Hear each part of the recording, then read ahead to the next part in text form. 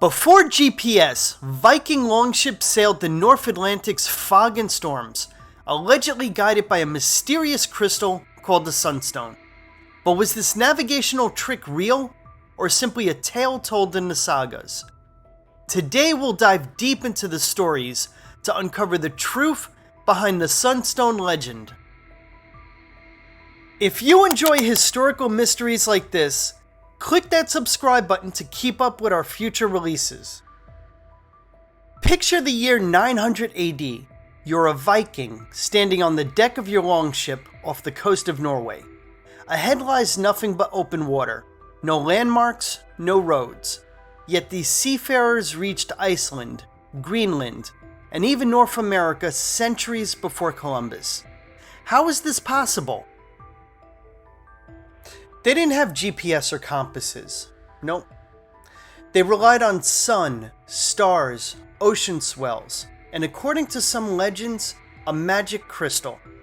First, let's map out their routes. From Norway, they sailed north to the Shetlands and Orkneys, then west to Iceland, further to Greenland's shores, and finally to Vinland, modern-day Newfoundland. Each leg demanded precise timing. Miss the sailing window, and winter ice or brutal storms could spell disaster. In summer, they had the midnight sun lighting their way. But in spring and fall, dense fog rolled in. Without landmarks, many ships foundered. Here's where the Sunstone legend comes into play. A crystal said to reveal the sun's hidden position.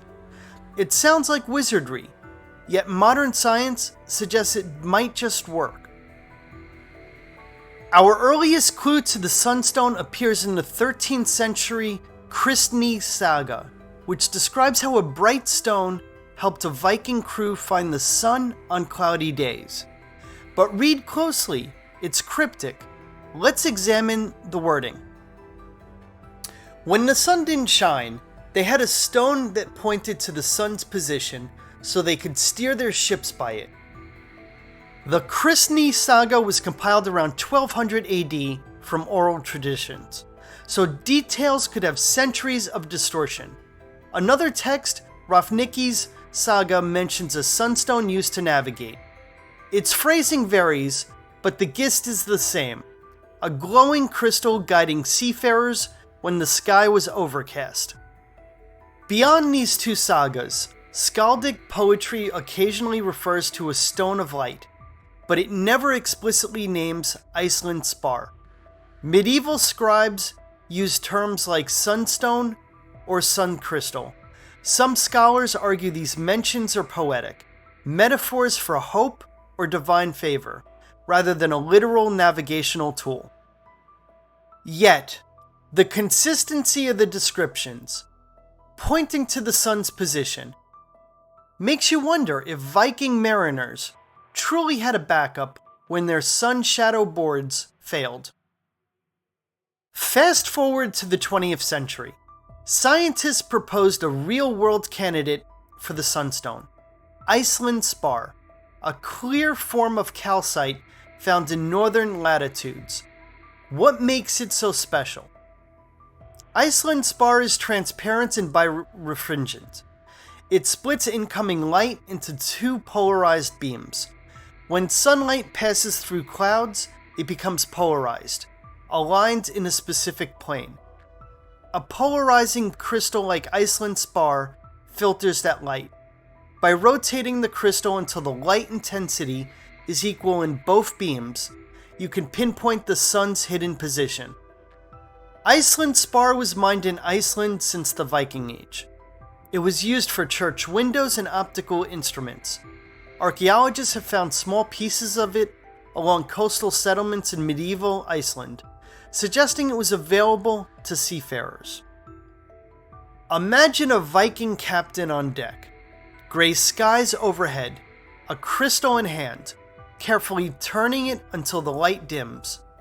That simple technique could mean the difference between a safe voyage and a shipwreck. Not everyone believes the Sunstone saga. Some scholars argue that it referred to amber, not Iceland spar, or that it's purely symbolic. Let's weigh the competing theories. In Old Norse, Sunstone could have referred to amber, a translucent fossil resin Vikings used for jewelry and trade. Amber can generate an electrostatic charge, but it can't reveal the sun's position. Archaeologist Elizabeth Ward points out that genuine Viking Age finds of Iceland spar on seafaring artifacts are practically non-existent. Most crystals date to later periods or are found inland, used as window glass or decorative beads. Historian Stefan Inarsson notes that sagas often blur myth and reality. A mention of a stone might simply be a literary flourish.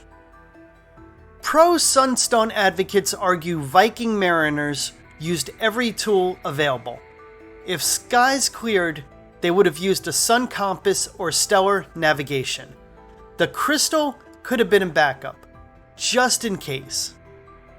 Let's zoom out to place the Sunstone within broader Viking navigation methods and Norse culture. What else did these seafarers use? And how do crystals fit into their world?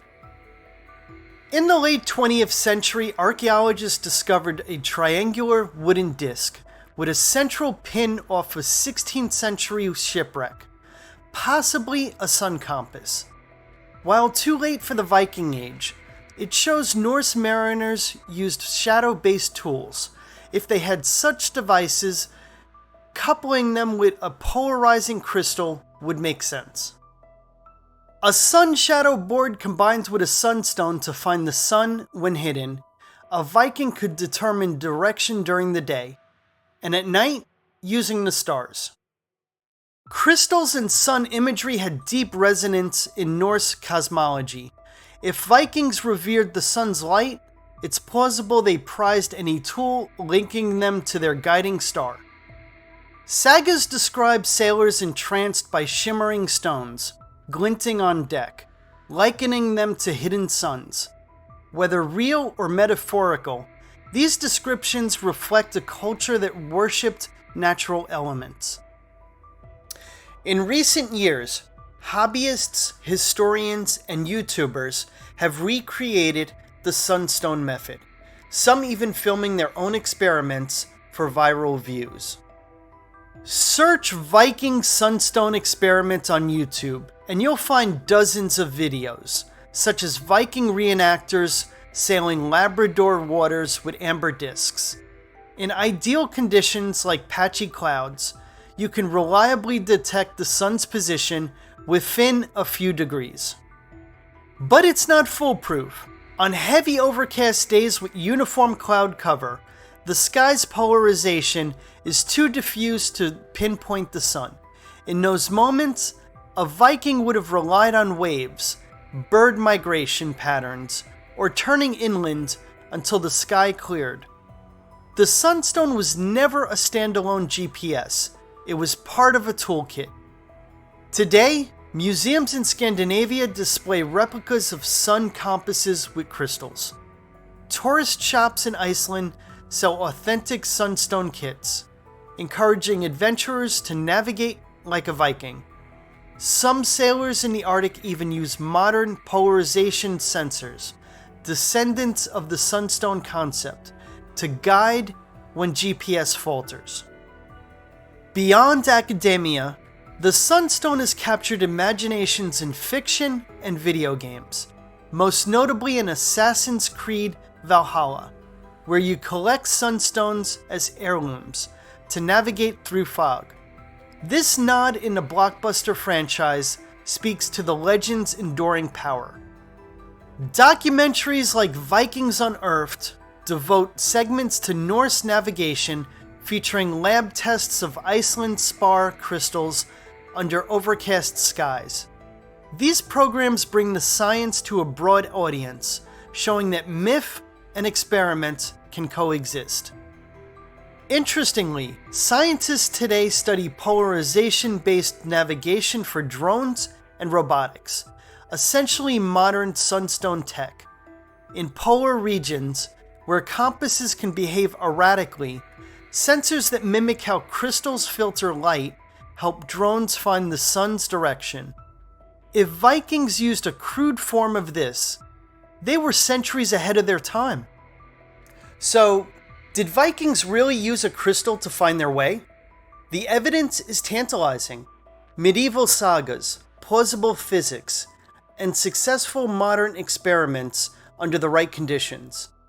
Whether they held pieces of Iceland spar, carried amber tokens, or simply mastered the stars and seas, the true legacy is their unparalleled skill at sea. What do you think? Myth or mastery? Could a Norse captain hold a shard of crystal and truly find the sun in the fog? Share your thoughts below. If you enjoyed this voyage into Viking ingenuity, like and subscribe for more ancient tech deep dives, and ring the bell so you never miss an adventure. Until next time, keep questioning, keep exploring, and never stop seeking the truth. Thank you for watching.